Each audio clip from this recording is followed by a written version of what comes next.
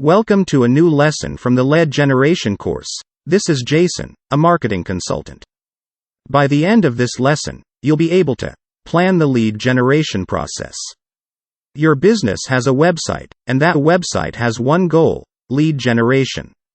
It's there to tell the world what makes your company awesome, why your products are the best, and how people can give you money for your services.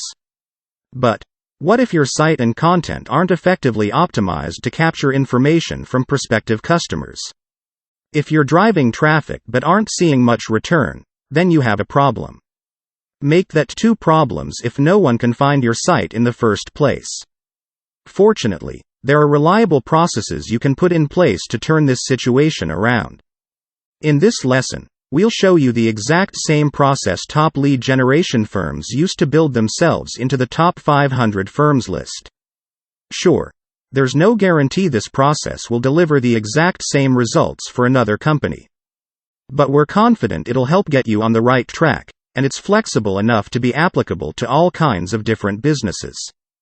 Summarize your understanding of this section by completing the following as a comment to this video. I learned that. I relearned that. I discovered that. I plan to. What's a lead? Without making this too complicated, a lead is someone that a company considers a potential customer, who has completed some sort of action to indicate they might be interested in their products or services. Typically, this means they've done one of the following things: completed a form on a website, thanks sign-up forms and the like, registered for a giveaway at an event. This could be as simple as dropping a business card in a bucket or filling out a pen and paper entry. Filled out an online survey. Research surveys can be a great way to understand what your audience wants and get prospects onto your email list. Anything else involving an exchange of personal information in order to get some sort of asset in return, like a download or a chance to win something. In other words, a lead is someone you've identified as someone who might eventually make a purchase.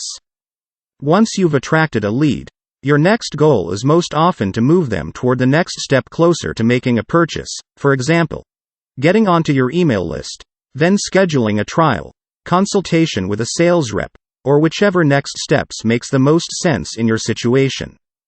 Summarize your understanding of this section by completing the following as a comment to this video. I learned that.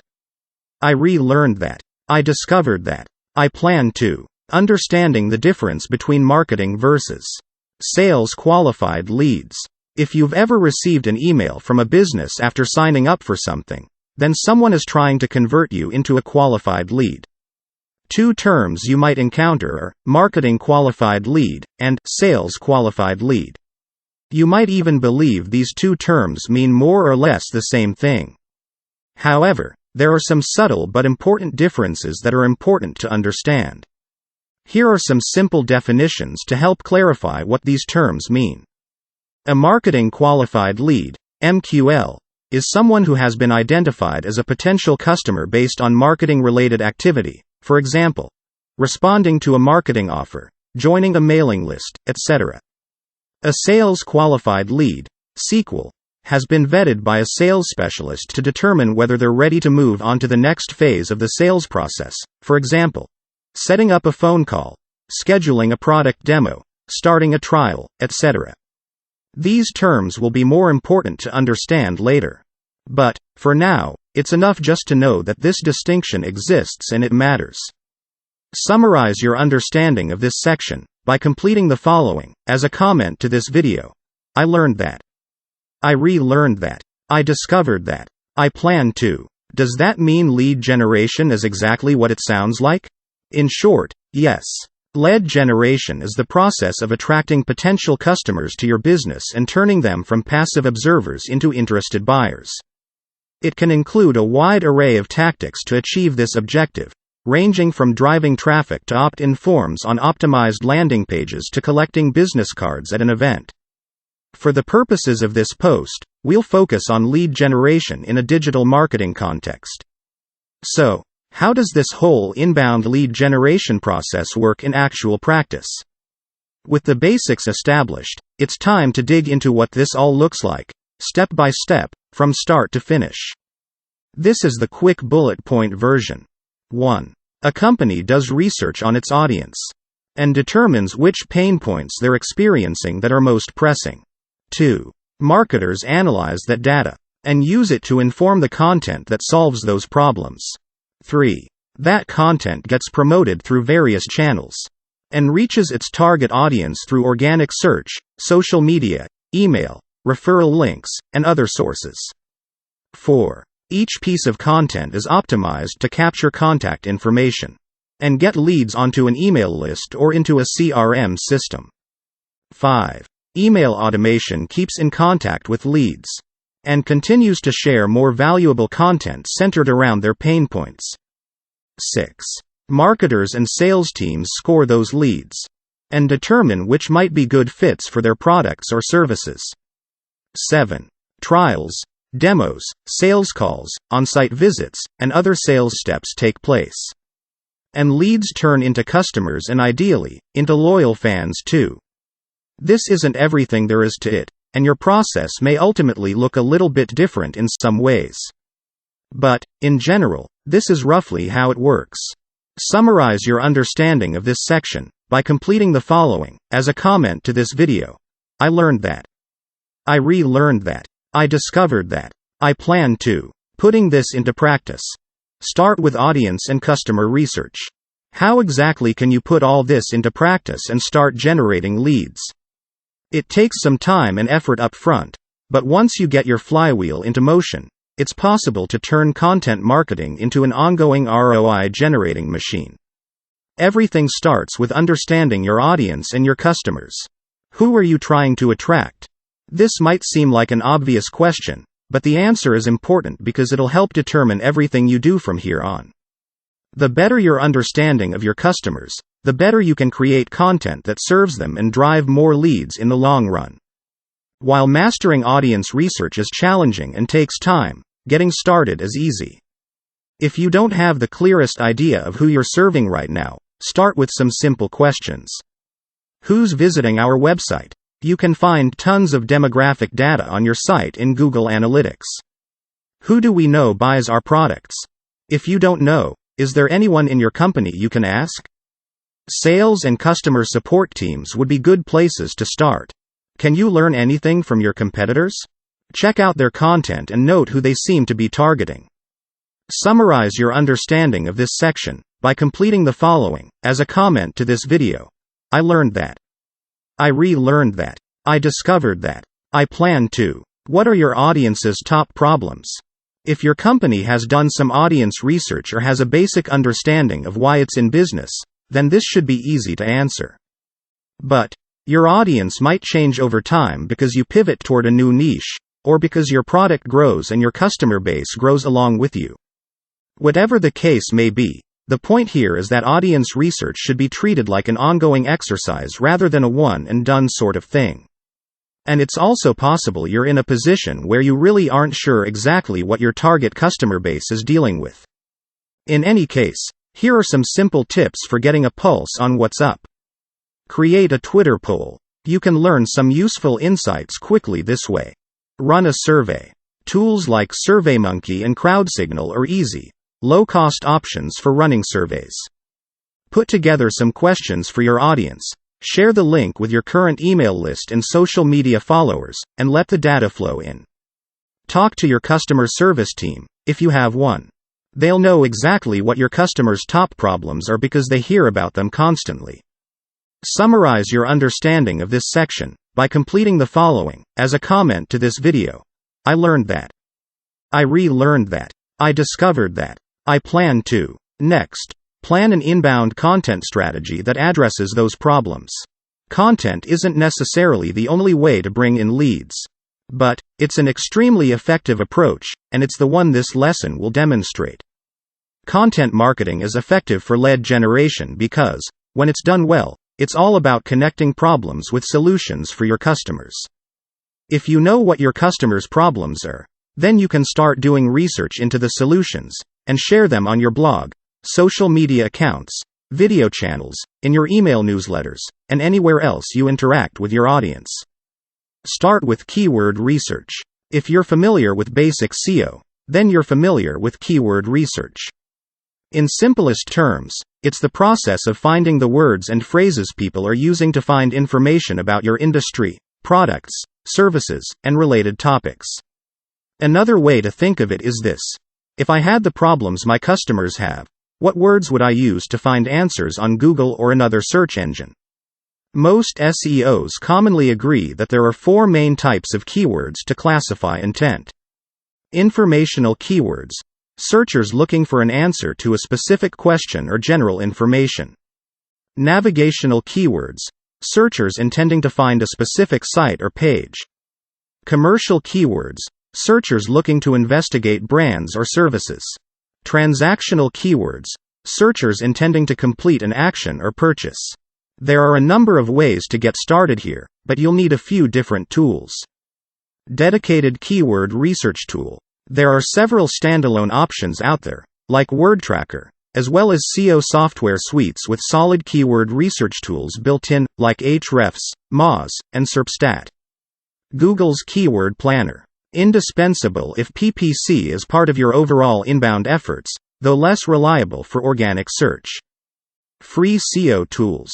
Ubersuggest and keywordtool.io are great options for finding the exact terms people have used in their search. Summarize your understanding of this section by completing the following, as a comment to this video. I learned that. I relearned that. I discovered that. I plan to. Map keywords and topics to your content calendar. If you're creating content, you should be managing it on a calendar. They're essential for planning content in advance. The benefits of matching keywords to topics and mapping them out on your calendar include making it easier to be strategic about what you publish. If your lead generation strategy is going to work, you need to make sure you're creating the right content that matches your audience's needs. This is easier to do well when you step back and plan ahead. Giving your entire team visibility into what's being published. It helps everyone to know what's going out and what they'll be working on. Keeping everything organized. So, how do you build a calendar? You have some options: Excel or Google Spreadsheets. For complete and total customization, you may want to just create your own calendar with a free spreadsheet. Many of the templates you'll see below were built in Excel. The benefit of doing your calendar this way is that you have full control over what you want to plan and track, and you can do so for free. Gather content. A tool for content marketers and project managers, stores files in the cloud for consistent group editing and has some neat features in terms of assigning tasks and tracking progress. CoSchedule. This option offers considerably more power and automation features, including automatic WordPress scheduling plus social media and email scheduling in one place, along with robust team and workflow management capabilities. Compost. Focuses directly on content marketing, with a slick calendar for writers, editors, and publishers. The calendar is one of many tools that Compost offers, including online payments and a distribution and analysis system. Whichever option you choose, getting your editorial strategy organized will help you succeed. Summarize your understanding of this section by completing the following, as a comment to this video. I learned that. I relearned that. I discovered that. I plan to. Determine which types of lead magnets you'll include in each blog post. Now, if people are going to provide you with their information, you need to offer them something of value in return. In content marketing, that most often means one of the following: an ebook, research report, case study, white paper, or other long-form content. A template or other actionable resource. Access to something exclusive. Sign-up form for an event or webinar. That last point may not be a lead magnet or content upgrade in the traditional sense, but it still fits as a lead generation tactic. What matters most is that you determine how your content, whether it's a blog post, landing page, or website page, will capture lead information before you start creating your content. Summarize your understanding of this section by completing the following, as a comment to this video. I learned that. I relearned that. I discovered that. I plan to. Decide how you'll promote your lead generation content. Before your carefully crafted content can start attracting leads, you'll need a solid strategy in place to promote it. This doesn't necessarily need to mean reinventing the wheel. but you need to know how you'll get in front of your target audience. Don't underestimate the power of search engine optimization. SEO has always been core to CoSchedule's content strategy.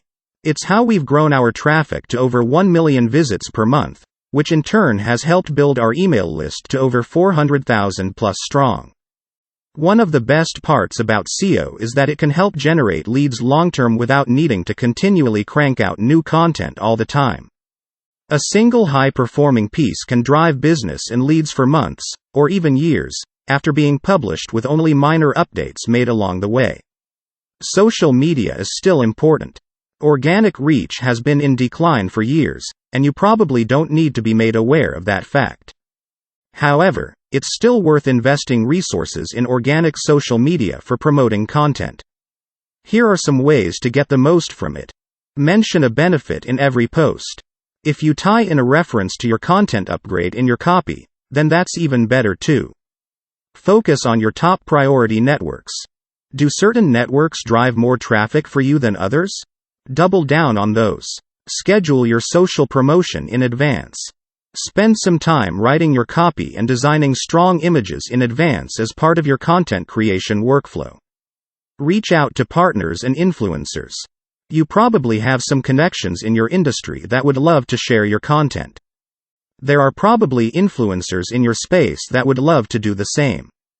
So, find them and reach out with your content. You might not put this much effort into manual outreach for every piece you publish. But, if you have a killer piece of 10x content that's built to bring in leads, spend some time promoting it. Start by creating a list of people you can reach out to. This can be as simple as a spreadsheet with columns for name, company, role, etc. Here are some tools that can help with this process. BuzzSumo. An excellent tool for content research and finding influencers. SparkToro. Described as a search engine for audience intelligence, this is another great tool to look into for this purpose. Voila Norbert. Useful for surfacing email addresses. Make your content easy to find on your website. If you're creating blog posts to attract leads, those will likely be easy enough to find as long as you have a smart category or tag structure in place. But, if you're creating other types of content, like multi-page guides, landing pages, website pages, etc., you might need to think about where they live on your site. Here are some ways to make sure your content, where your opt-in forms are well placed on your site. Place optimized sign-up pages logically in your site navigation. You most likely have a sign-up page, or pages, or product pages on your site of some sort. Make sure these pages are logically positioned in your site's navigation. Create topic clusters. If you have a broad topic that's important to your audience, consider creating a multi-page guide or topic cluster around it. If you place an opt-in form on each one, you'll have a well-optimized group of content that makes all kinds of information about that topic easy to find and easy to move readers onto your email list. Have a traffic strategy for your landing pages. If you have standalone landing pages that exist outside your site's navigation, you likely intend to direct PPC ad traffic toward them. But, consider making sure you're doing what you can to optimize them for organic search as well, or even linking to them in your email newsletters. Summarize your understanding of this section by completing the following. As a comment to this video: I learned that. I relearned that. I discovered that. I plan to. Let's summarize. Now and by end of this lesson, you should be able to plan the lead generation process.